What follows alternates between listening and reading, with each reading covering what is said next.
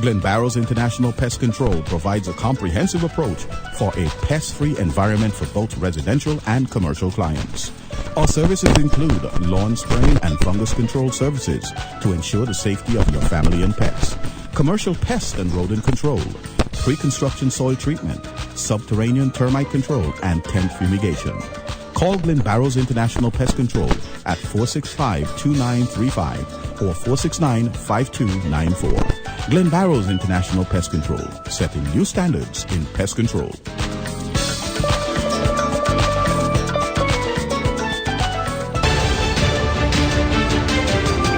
With news from across the Federation, spanning the region and covering the globe, this is the KyssFM SKN News Now Morning Edition, your one true source for news.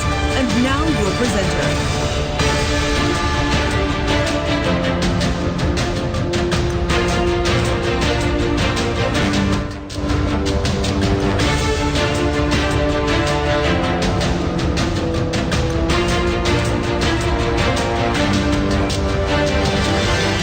Good morning. Today is Monday, 27th February 2017.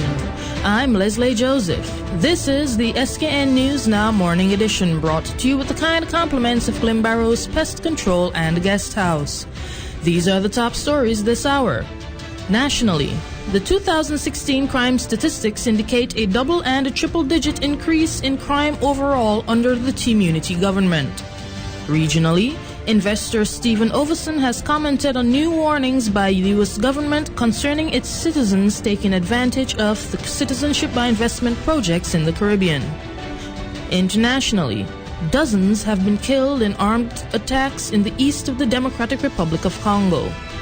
And in sport, Zambia is getting ready to host the Africa Under-20 Cup of Nations, its biggest ever sporting event.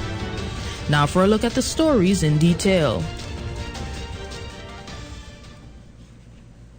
The Royal St. Christopher and Nevis Police Force is reporting a double and a triple-digit increase in crime overall under the Team-Unity government of Prime Minister and Minister of National Security, Dr. the Honorable Timothy Harris. Statistics coming from the Police High Command last Friday indicate that overall, crime increased by 56.8% in 2016.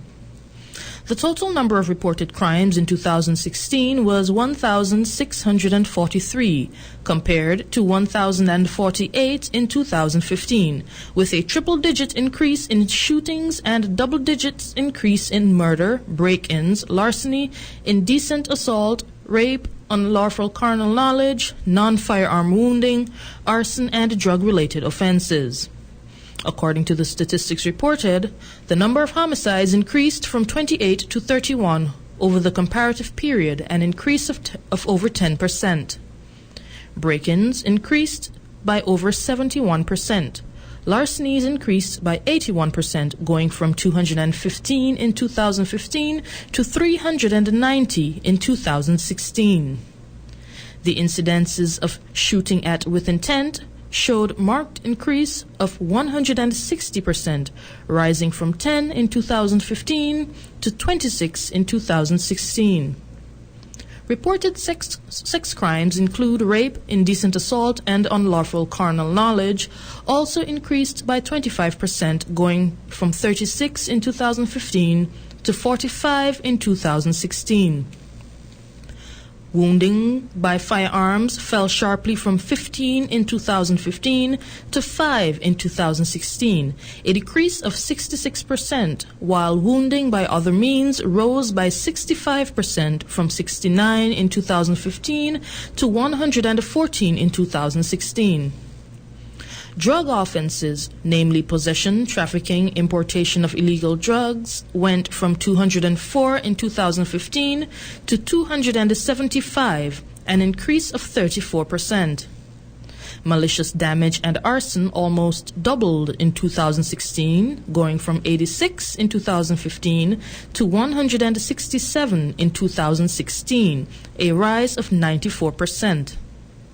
Offenses under the category of other crimes also rose from 29 in 2015 to 47 in 2016. The number of robberies decreased by 12%, falling from 65 in 2015 to 57 in 2016. The Malton Moving Conference Room at the Eastern Caribbean Central Bank has been confirmed as the venue for the launch of the Robert L. Bradshaw Institute of Governance, Politics and Industrial Relations. A communique from the Robert Llewellyn Bradshaw Centennial Committee has disclosed that the event will begin at 7:30 p.m. on Thursday, 2nd March 2017. Last week, at a St. Kitts Nevis Labour Party Town Hall meeting in St. Peters, it was announced that the guest speaker at the launch will be Prime Minister of St. Vincent and the Grenadines, Dr. the Honorable Ralph Gonsalves. The launch of the Institute is part of the activities to mark the centenary of Sir Robert Bradshaw's birth. The Right Excellent Sir Robert L. Bradshaw was born on 16th September 1916 and served in many capacities, including Chief Minister and Premier of St. Kitts Nevis and Anguilla, legislator and trade unionist. He also served as Minister of Trade and Production for St. Kitts Nevis Anguilla in 1956 and as a Minister of Finance in the short-lived West Indies Federation from 1958 to 1962. He was then elected to the Federal House of Representatives. Sir Robert died on the 23rd of May, 1978. Regionally, in Grenada, American investor Stephen Overson has commented on new warnings by the U.S. government concerning its citizens taking advantage of citizenship by investment projects in the Caribbean. According to Overson, who is one of the principal figures behind the La Vera Beach Resort, the United States' position is self-serving as America was built on the philosophy of freedom and opportunity. Caribbean CBI programs have become popular because of the benefits they provide to both the economy and foreign investors. CBI states benefit from application fees and, importantly, foreign direct investment. But this has not stopped the United States from cautioning its citizens against participating in such programs. The U.S. is concerned about its citizens safeguarding their wealth from heavy taxes and the freedom it provides them for travel to some countries without a visa. In 2011, the United States objected to the St. Kitts and Nevis program, saying wealthy Iranians could be sneaking into America after obtaining citizenship on the island. However, investor Stephen Overson says it's simply a case of his homeland being too self-serving. We've had a very controlling government for a number of years. I love my country. I love the fact that it was founded on freedoms, and whenever those freedoms are endangered, I take issue. I notice and I take issue. And so I think the reason that the U.S. is coming out and saying so many negative things about citizenship by investment right now is a little bit self-serving, and again, I'm speaking as a U.S. citizen here. Okay, I can't speak for the Grenadian side. I can't speak for anyone else. But I have reached out to Stephen Fram here on the island, who's the chef d'affaires here in the embassy, and asked to meet with the ambassador specifically to discuss, the concerns that the U.S. is putting forth about the citizenship by investment program.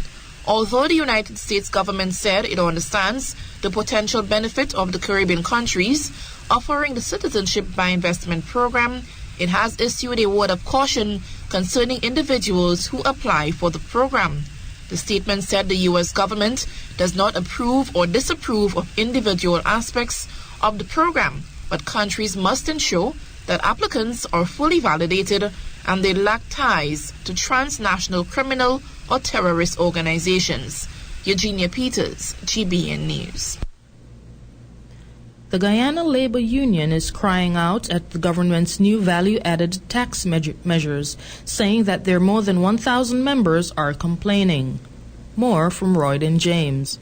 Although the government has moved to explain in great detail its new value-added tax VAT measures, the Guyana Labor Union says it is deeply concerned about these measures, saying that its more than 1,000 members are already complaining. This is according to General Secretary of the Union, Carville Duncan. But I think the strain is too much on the workers.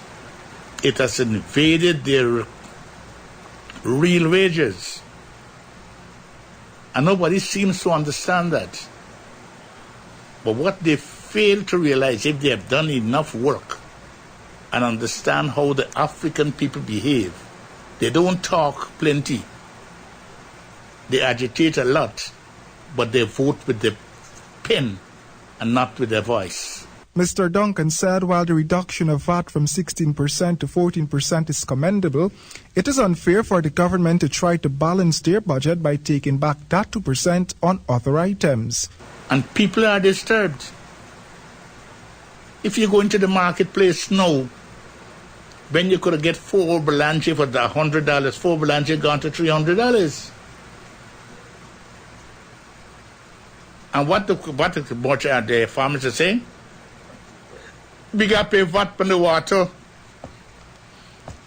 They're bringing it. Because we using more water than normal, so we got to pay. There are currently many discussions on the current VAT on private education. This too, the trade unionist said, should not have been so. We have an education system that Burnham created. People fail to remember that.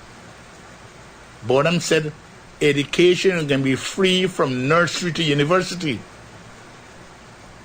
And so help me God, since Burnham did, they broke up that system. And now that if you want to go to a private school, you got to come back and pay VAT. What are we really doing? Mr. Duncan advised to the government is to find other alternatives to raise revenue other than putting the pressure on the working class. Meanwhile, the School of the Nations submitted a petition with 13,500 signatures to the government on Friday, appealing for the abolition of the 14% VAT on the cost of private school education. The School of the Nations pointed out that a great majority of students attending the private educational institutions in Guyana are from humble backgrounds and can only attend these places of learning as a result of the sacrifice on the part of their family members. It added that in a number of cases, these same students may now be forced out of these schools because of the additional 14% tax. On the international scene, dozens of people have been killed in a series of armed attacks in the east of the Democratic Republic of Congo. Meanwhile, a political crisis in the capital, Kinshasa, is worsening with the saying it lacks resources to hold elections. Malcolm Webb reports. Kabuo Gentil says she was lucky to escape when an armed group attacked her village. The attackers set her house on fire. Her mother died inside. It was on the 22nd of December. There was heavy gunfire and we ran out and saw houses on fire. Everyone was running away. Her mother's body was hastily buried here, among their crops. She was one of at least 17 people killed. Everyone we spoke to, here in the village of Boilanda, says the attackers were from an armed group known as Nyatura. Many of its fighters are from the Democratic Republic of Congo's Hutu ethnic group. People who live here say the attackers targeted homes of people from the Nande ethnic group, like this one. And they say if they found people home, they were shot dead. If the home was found empty, it was set on fire. The family that lived in this house survived, but they fled. They haven't been seen since, and the violence didn't end there. 3 days later, on the 25th of December, the nearby town of Nyanzale was attacked. Residents, who are mostly Hutus, told us their stories. This man's wife was killed. This woman hasn't recovered from being shot in the finger. Nima Rosalie says it was the saddest day of her life. We were preparing to go to church. It was Christmas. We had heavy gunfire and my neighbors were shouting. I escaped through the back door. My mom tried to carry some of our possessions. They shot her and they killed my brother with a machete and some arrows. 13 were killed in the attack, all of them Hutus. An armed group of fighters from the Nande ethnic group said it was responsible. Ethnically targeted attacks and revenge attacks in this area against civilians by Hutu and Nande militia have gone on for more than a year. We arranged a meeting with the predominantly Hutu group known as Nyatura. We met the spokesman and a colonel. They said they're not formed on ethnic lines and that the group's been let down by a failed government demobilisation programme in 2014. And he denied responsibility for the recent attacks. How can we be accused of killing people in Bolanda? It's the politicians who want to stay in power who are creating this situation, to keep the population ignorant about the real situation in the country. That politicians are behind the conflicts is something many here say. People believe the armed groups are their proxies. Antoine Bender has documented the killings, but he's optimistic. He told us some people from both ethnic groups hid their neighbours of other ethnicities to protect them during the attacks. Our mediation efforts without disarmament are at dead end. The United Nations and the government must first get rid of foreign armed groups, then the problem of local armed groups can be resolved.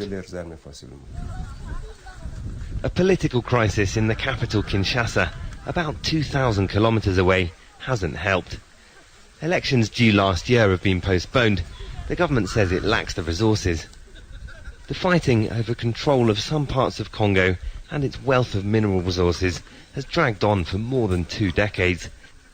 And it's always the people here in the east who suffer the worst of the violence. Hong Kong will soon replace its incumbent chief executive Leung Chun-ying in an upcoming election. So far, 3 of the 4 potential candidates have qualified to contest the race on March 26th, but the general public will not have a say in this election. Divya Gopalan has the story. It's hard to tell that it's election season on the streets of Hong Kong. There's little evidence of political posters or campaigning, and hardly any talk of who to vote for. That's because only 1,200 people will be casting their ballots. The Select Election Committee, representing the city's business and social sectors, will choose between the candidates. The frontrunners have stepped down from the current administration. Carrie Lam was the chief secretary, John Tsang the financial secretary. Also looking to contest are retired Judge Wu Kwok-hing and former Secretary for Security Regina Ip. Aside from the occasional news conference, the candidates have done little to win over the public. That's because they don't have to. Currently, we do not have universal suffrage, but we are working towards that as our ultimate goal. Currently, we have a system. Systems all over the world differ. Once in the race, candidates will need 601 votes, just over half the total, to win the election. Analysts say it's not their policy that gets them the votes.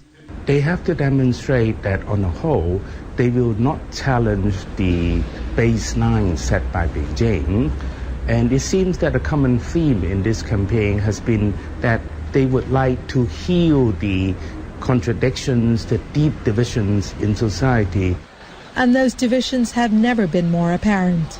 Housing has become unaffordable for many in the city, and the gap between the rich and the poor has increased dramatically.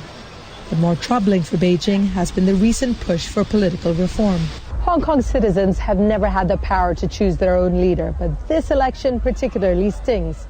The central government in Beijing had pledged 2017 would be the year the chief executive could be chosen by what they called a method of universal suffrage, leading to hopes for direct elections. It was after the central government clarified, saying all candidates would have to be approved by Beijing, that thousands of people took to the streets.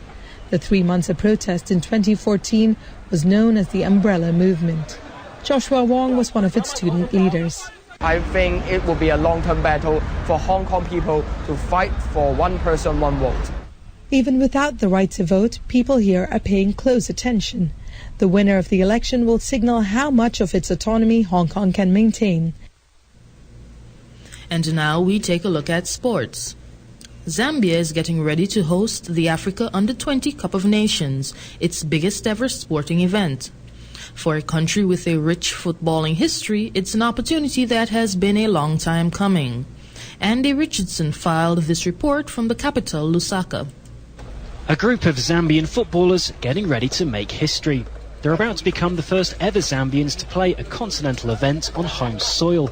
The Under-20 Africa Cup of Nations is a chance for the country to show it's a capable host and for this team to prove they belong among the continent's best. It's nice to host this tournament, and for sure, yes, it will be our first big tournament to be played in this country. I can assure the nation we prepared very well for this tournament. We work hard so that at least we go far in this tournament.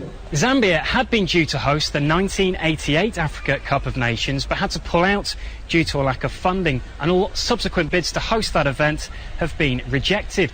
Then in 2011 they won the rights to stage the All Africa Games but again had to pull out due to a lack of cash. Now finally a major continental event has arrived in the country. Zambia has no shortage of footballing talent. Twice before, the country has reached the Under-20 World Cup, and in 2012 Zambia won the Senior Cup of Nations.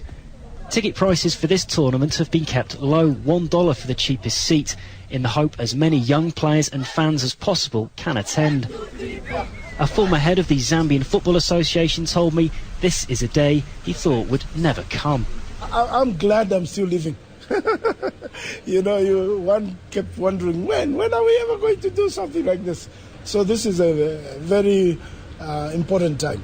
In fact, I would liken it to the eclipse of the moon. You don't know when it will be here next. Zambia's famous team of the 1990s is also being remembered at this time. Acknowledged as the best generation of players Zambia ever produced, in 1993 the entire squad was killed in a plane crash. Daniel Chumba is the brother of one of the players who died. He's committed his life to supporting youth football in Zambia. There is time to mourn and the time to celebrate and the time to laugh. So for me, I think we have mourned too much. We have just to celebrate these heroes. So I'm urging the under-20 to put up the fight so that people, they can be happy instead of starting remembering some years back. Yeah. This team and this tournament, all part of Zambian football's ongoing effort to prove it does have a future and not just a past. And that item brings us to the end of the KyssFM SKN News Now Morning Edition, brought to you with the kind compliments of Glenbarrow's Pest Control and Guest House. Join us again at 5:45 for our comprehensive evening news package. I am Leslie Joseph.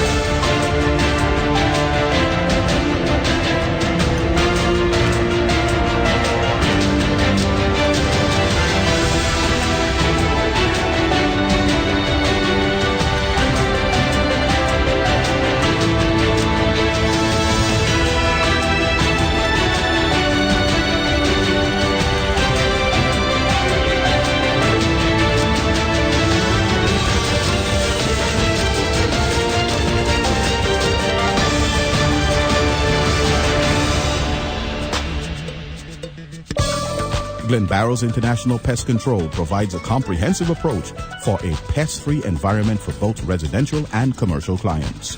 Our services include lawn spraying and fungus control services to ensure the safety of your family and pets, commercial pest and rodent control, pre-construction soil treatment, subterranean termite control, and tent fumigation. Call Glenbarrow's International Pest Control at 465-2935 or 469-5294. Glenbarrow's International Pest Control, setting new standards in pest control.